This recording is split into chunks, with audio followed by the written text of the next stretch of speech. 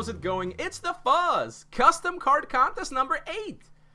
This one's been kind of delayed for a while, mostly with me just kind of like doing other stuff.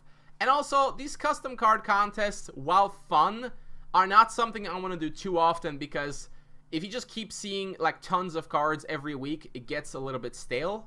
So I kind of want to space them out a little bit more, and also give more and more people the chance to submit something. But anyways, I finally got around to it after being reminded by multiple people, both on the forums and on Twitch. So here we are. I'm going to go through all the submissions, and I'm going to pick my 5 favorites as I go. And just like last time, I'm going to let you guys decide which one is actually the best.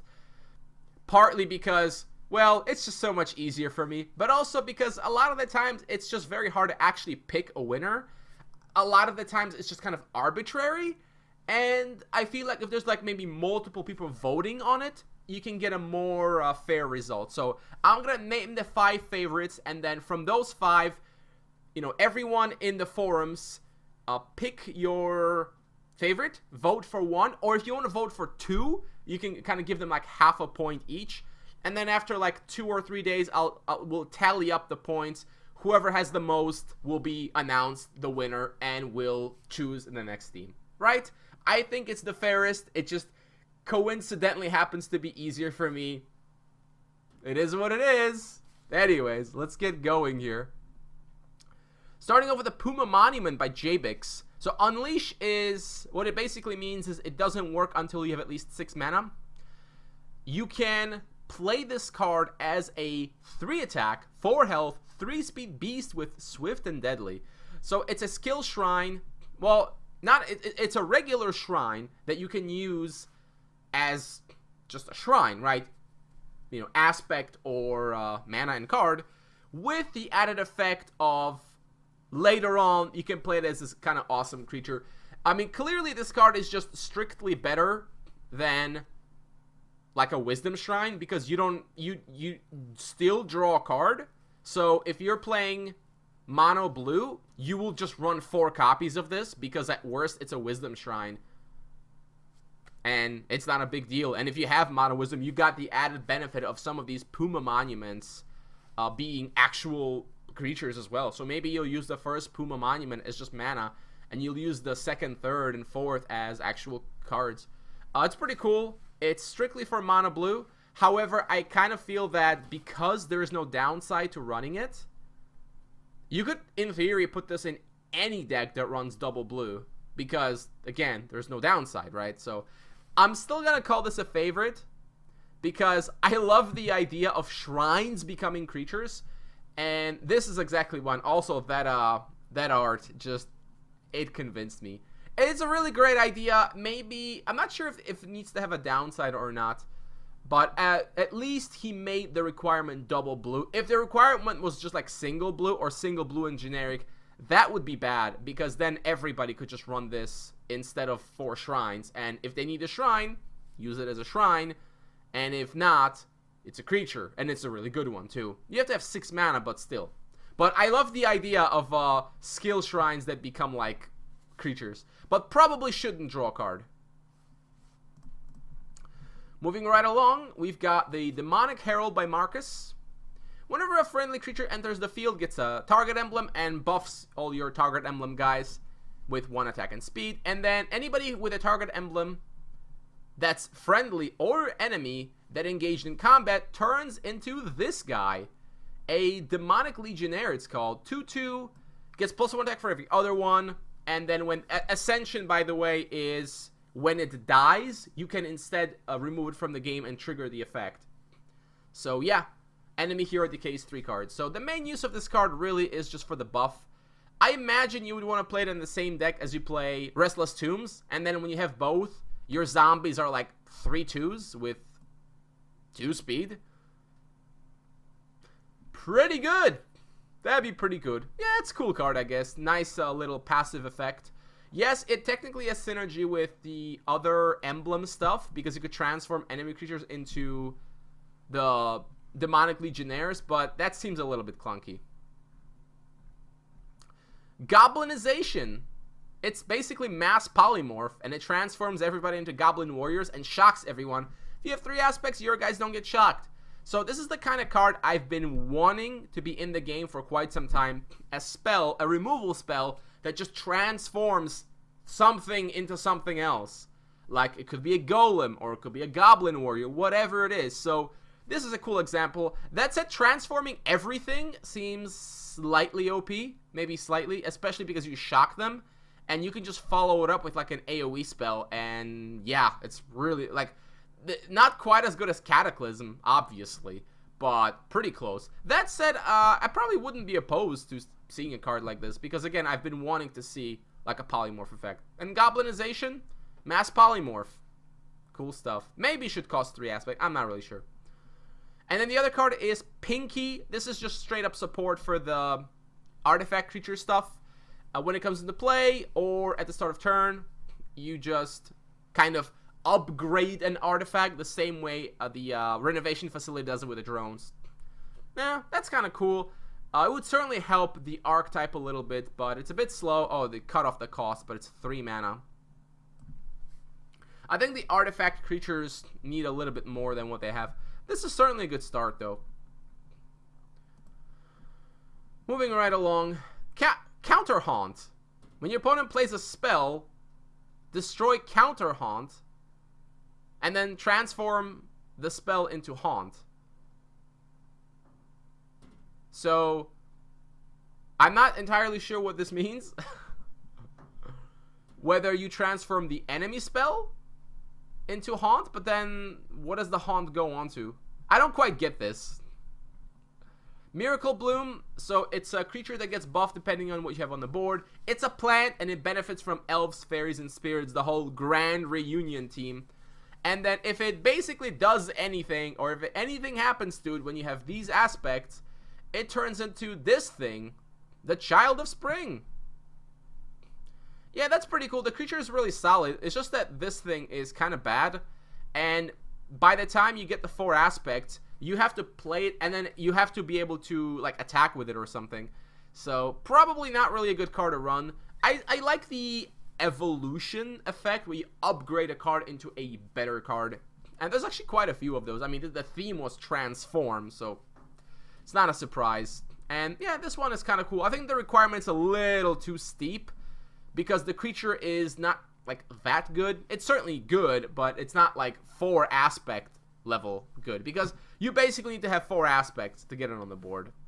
Anyways, Yvancer brings us something interesting. So 2 cards, Light in the Darkness and then Eternal Shadow. Their effect is exactly the same. You sacrifice one of them, and then you transform the other one into the boss monster. So you have to have both of them on the board, and then sack one. You kind of trade them both in. For this thing, I believe I have seen this art before. It is... Actually, I've forgotten what it is. But if I remember, it's from Magic, and it like makes all your stuff indestructible. Something like that. Anyways, Rh'xax, the Harbinger of End. Rh'xax, of course, is a name in Spellweaver. Comes into play, you get 4 life. Basically, you get a bunch of life. You steal a little bit of life from the enemy. I like this boss monster idea, but it's a little bit weak, I have to say, because the stat line is like okay. It is an angel, but like, you're not gonna, since this isn't collectible, you can't run this with like, you're not gonna run these things with like angel deck or something. And it's just, it doesn't actually do anything immediately. It just gives you a little bit of life. And considering the trouble you went through summoning it, yeah, I don't actually think it's worth it. A good concept though of like putting some components on the board, and then the components transform into like some kind of a big boss. There's actually another card later down the line that does something slightly similar. This one's just not quite, doesn't really have the kapow to it. Like, I wouldn't really go out of my way to just to like get this on the board. Like, it's not that much better than Antriel, for instance. And Antriel can just be played or gotten out of a hero power. Good effort though, just a little bit. You needed to go a little bit more OP, make it worth it. Machine Giant. So this one, 8 mana, 3 aspect. This one's not collectible though, I think. Actually, it doesn't say. But anyways, I mean, even if it was collectible, you wouldn't play it. The only way you would ever use it is, of course, with Reanimate. You know, 7/7 Swift, ranged. It's a pretty nice Reanimate target. You cannot use any renovation facility shenanigans to get into this because of the cost. Pay 8 mana to transform into 8 drones. I'm not sure why you would want to do that, but hey, you can. So yeah, if this is collectible, it doesn't actually say. Presumably it is. In that case, this is just really good with Reanimate. Because any really big creature, no matter what the cost is going to be good with Reanimate. Or like Molten Passageway, since... Yeah, I mean, you just get them on the board, bypassing the cost, and a 7/7 ranged Swift. That's pretty good. Factory of the Giant. So this card is so bad, it's unbelievable how bad it is. I hate to be the bearer of bad news, but this was really poorly thought out. So 4 mana, 4 aspect. At the end of your turn, sacrifice an artifact. And by the way, this is an artifact, so if it's your only one, you have to sack this. And then, if this card has 10 or more energy, you transform it into the Machine Giant. The problem is, this card isn't generating any energy by itself. So you have to actually feed it 10 energy. That's a lot of effort. Furthermore, you have to sacrifice an artifact every turn. And if you don't have one, you have to sacrifice this? How in the world could this ever work? No way. Absolutely no way. We've got Nadia of the Stone Mage.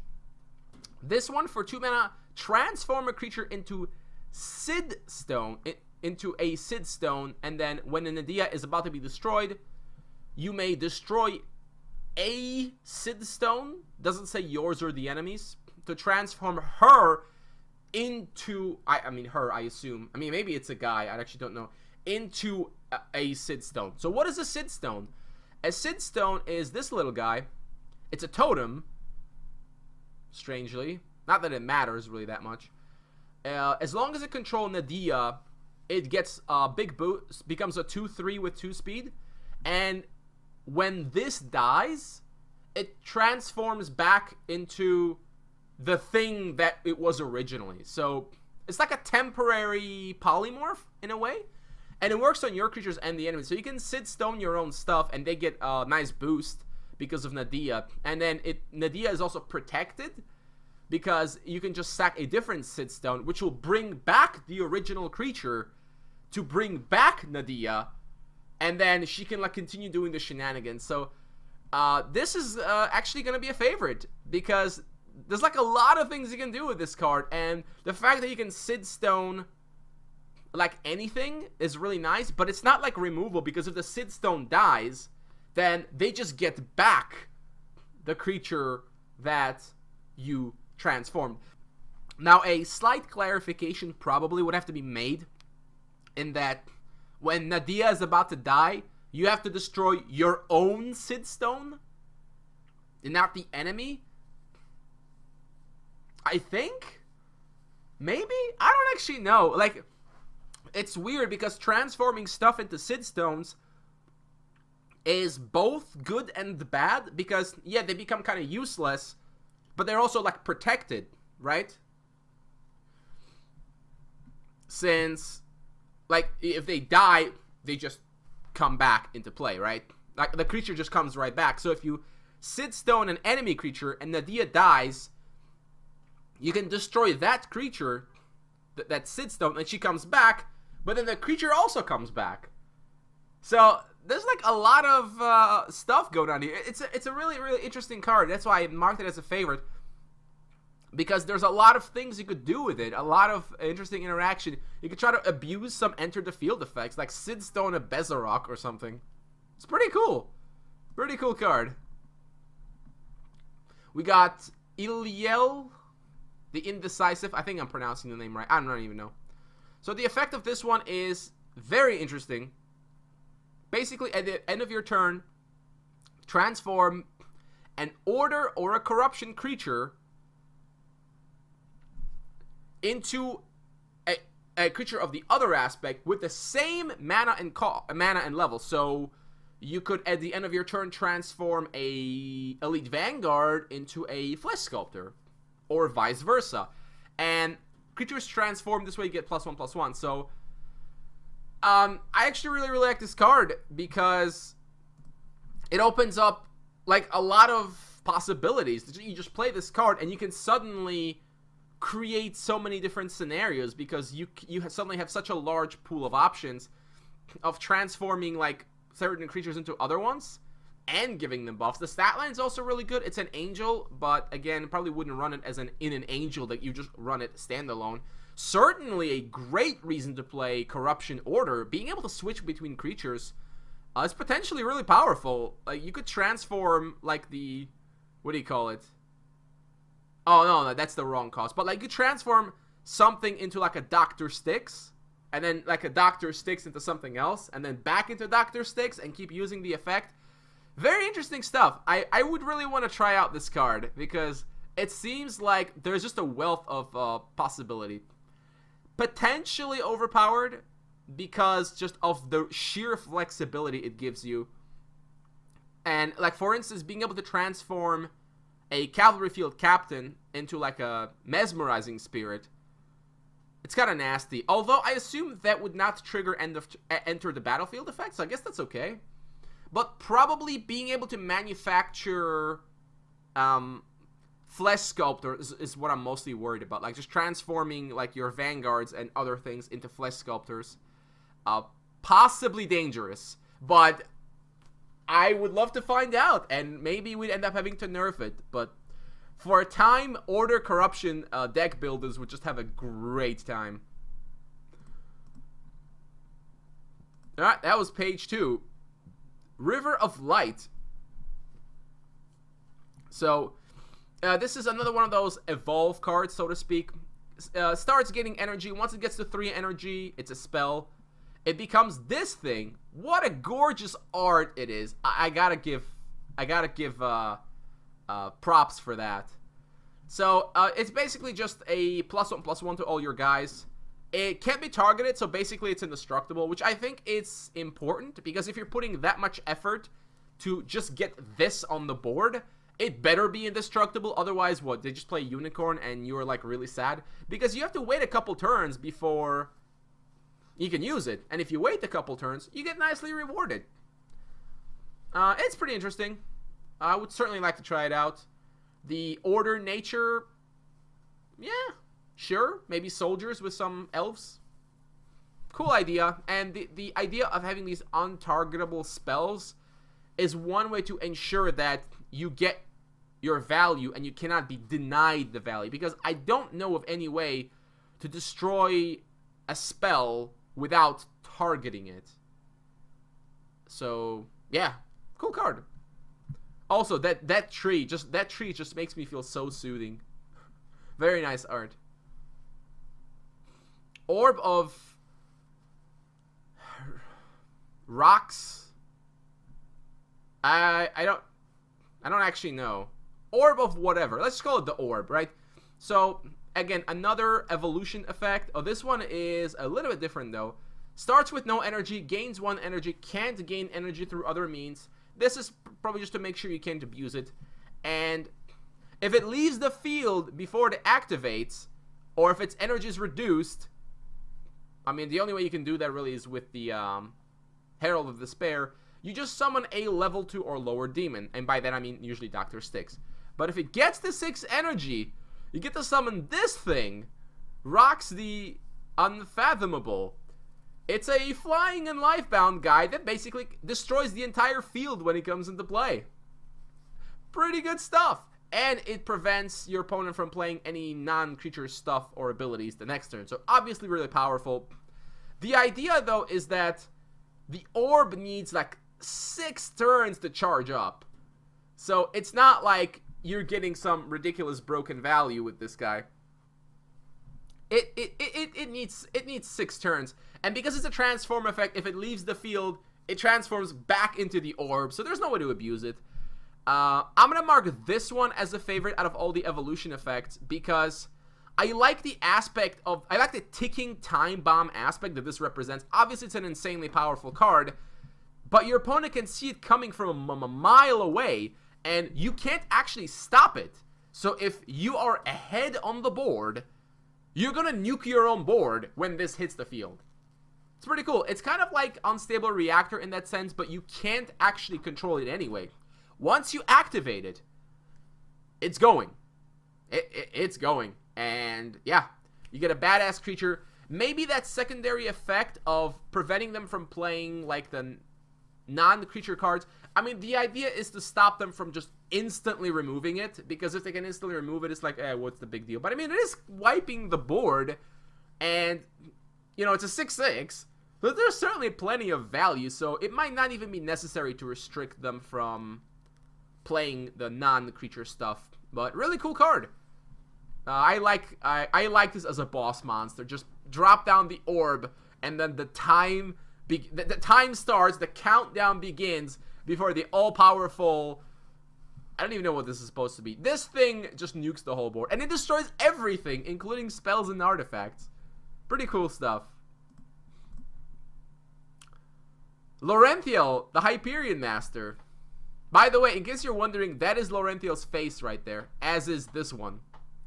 Ravenier. That's good. He even created like a custom like color and everything. Top notch. Anyways, Zaralon with Elrike. It's a hero. The idea with this one is you can mirror. For 1 mana, you become the other hero, and you can use any of their hero powers. You can use your Wisdom's aspect to fill out whatever requirements you need.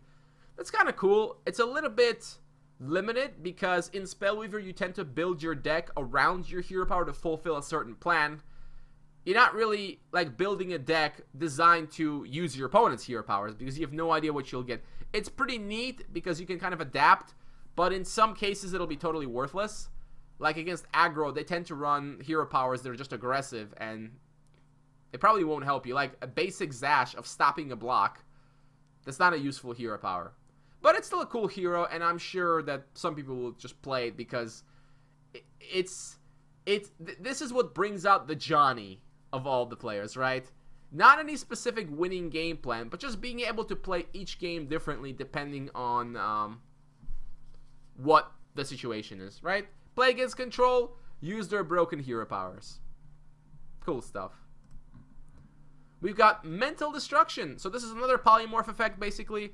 It transforms any non-automaton creature into this. This is an absolutely terrible card. It's a 0/3, but it can't attack, can't block. Oh, and it does damage to you, and it mills you. So this is pretty disgusting. You not only remove anything you want, you stick your opponent with a garbage card that's doing actual damage to them. Now, the secondary effect seems a little unbalanced, where if they already have 1 patient and you play this, they have 2, and then you can pay 2 more mana to put this back into your hand. So you could just keep doing it over and over again, and you could just remove every single creature they play, and they just take more and more damage.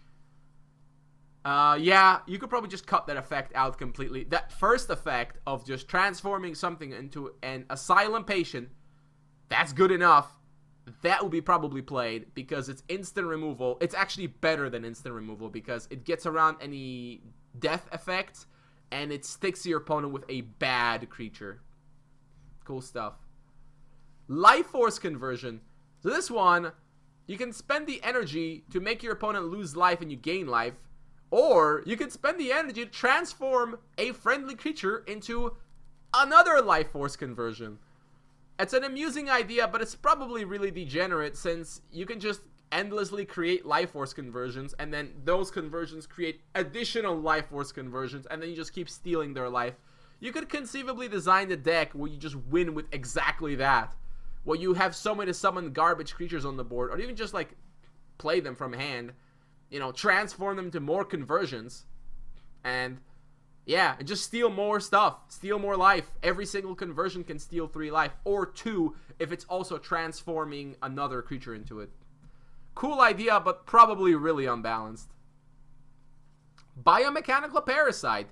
This is a corruption implant. It's even got the word Parasite to drive home the point. So this one, you attach to a creature, and it gets weakness emblems, just like every implant. But this gets a might emblem. And then for 1 mana, you can transform it into a creature until end of turn. And it's a 2/1 with 3 speed, but because it's going to get a might emblem immediately, most likely, it's like a 3/2 with 3 speed. That's pretty good. If the creature that it's attached to dies, this also dies, fitting with the idea of a Parasite. I'm marking this as a favorite. I think it's a really fascinating card because it's like, it's both removal, but it's also, like, you can use it on your own creature that has like a lot of health, like a Vampiric Ashes, and then this thing is like siphoning its power, and it could become pretty deadly because it's like a lamp, right? It's like a lamp of Zephyr that gets bigger, but it's specifically attached to something else, and if that something else dies, this dies, right? So yeah, that's really cool. You could use it to remove 1 health creatures because they'll just instantly die, or you can attach it to a big creature and use the mechanical Parasite to like hit their other creatures. It's really cool. I actually really like the idea. Also, Field OP can search this out because it doesn't say enemy creature. Good stuff. Talented Recruit by Menace. It's a 1/1. If it survives the battle, it becomes a 3/3 Vanguard. The problem with this card, it costs 2 mana. So you're playing a 1/1 for 2 mana, which is really bad. And then it has to actually attack. Oh, it has to participate in combat, but it has to survive a combat, which at 1/1 is pretty difficult. And even if it does, you basically just accelerated a Vanguard by 1 turn, which is kind of nice, I guess. But that's like the best case scenario. The worst case scenario is it just dies. So, cute, but probably not good enough. But, I mean, I'm not sure how you balance it. At 1 mana, it might be too good. Alright, Egg. Can't attack or block, and then you can sacrifice it to sacrifice an actual Alright equal to its energy. So, I looked at the Alrights. At 1 mana, or 1 energy, you can summon Shifting Alright, aka Chicken, and Charged Alright. At 2 mana, you've got a few of the Subordinates and Disquisitive Spirit, and at 3, you get Sunchaser Alright, the 4/4. That's really good. And also, like, Sunborn Subordinates. So, you can get some good stuff, and it doesn't say you can't give it extra energy, so if you play it, and then follow it up with the energy-giving hero power, you could instantly get a Sunchaser Alright. Pretty good. It's pretty good, no doubt about it. I actually kind of like it, because it gives you some flexibility as to what you can get, but at the same time, it's pretty worthless until it actually hatches.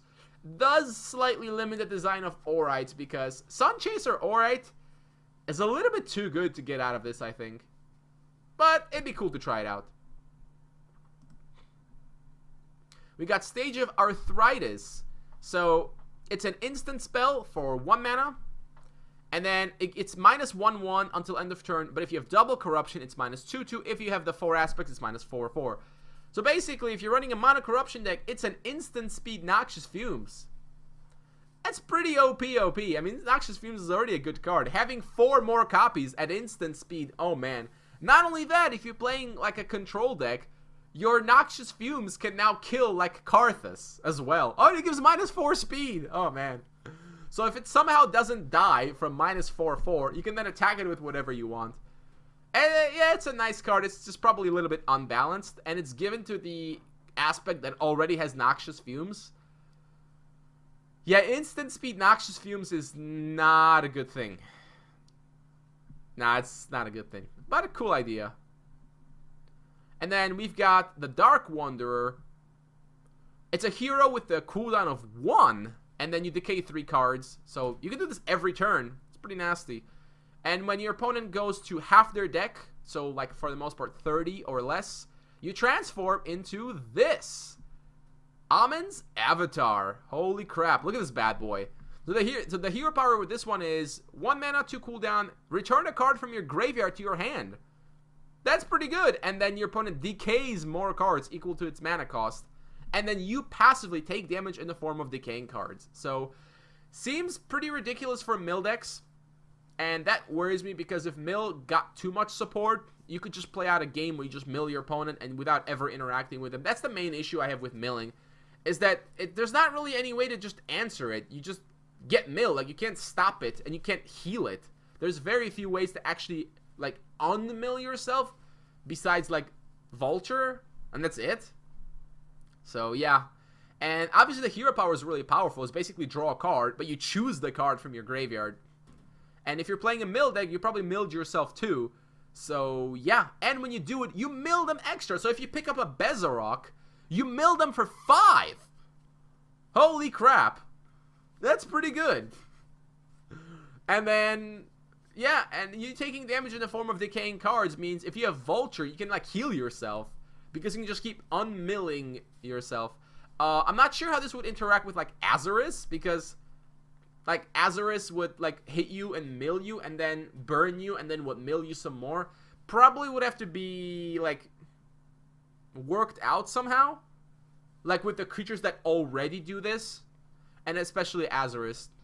A cool idea, but I really wouldn't want a hero like this to exist. I have a feeling it would make milling really good, and I don't really want to face mill decks. Maybe I'm biased. But then, I'm just biased. That's it. So, I've marked down the 5 favorites. I will review them really quickly, if I remember. So, I chose the Puma. I think it's a really cool card. Skill Shrine that becomes a creature. Nadia was my second pick. Because I like the Sid Stone interaction is really fascinating. Then we also picked Illiel, the Indecisive, because of the vast opportunities that it can possibly create. Like with like just transforming creatures back and forth. I would love to play with something like this. That was our third favorite. And then the last two were the Orb, because of the impending doom super boss monster aspect, which I thought was really cool. And finally, no, not Laurentiel. As funny as that was, the Biomechanical Parasite. I think it's a really fascinating implant, and seems like a pretty cool, versatile removal card. Seems like it would fit pretty well in Corruption. So, again, of these 5, pick your favorite.